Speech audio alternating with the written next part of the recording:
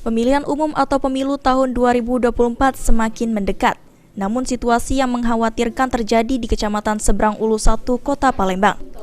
Sebanyak 1.000 pemilih pemula di wilayah tersebut belum melakukan perekaman kartu tanda penduduk atau KTP.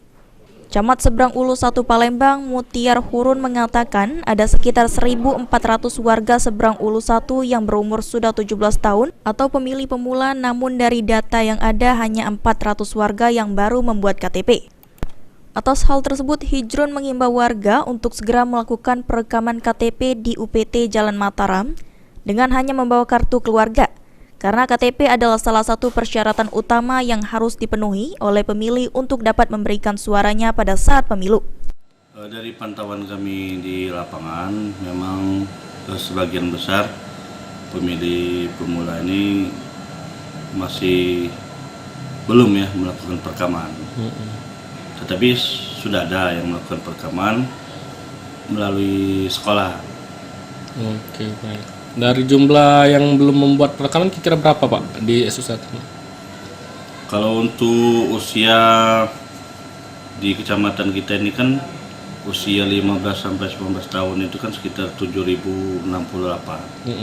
Jadi kalau usia ke 17 tahun itu kurang lebih 1.400-an itu yang harus melakukan perekaman.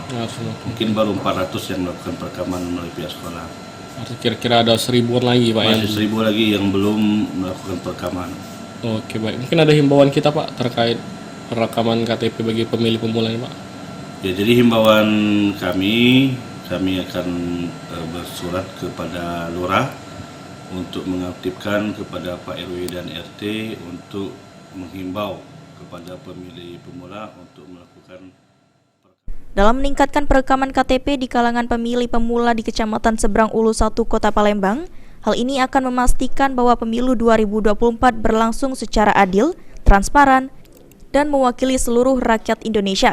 Keterlibatan aktif dari pemilih pemula adalah kunci dalam memastikan proses pemilu yang sukses dan demokratis. Irawan, PAL TV.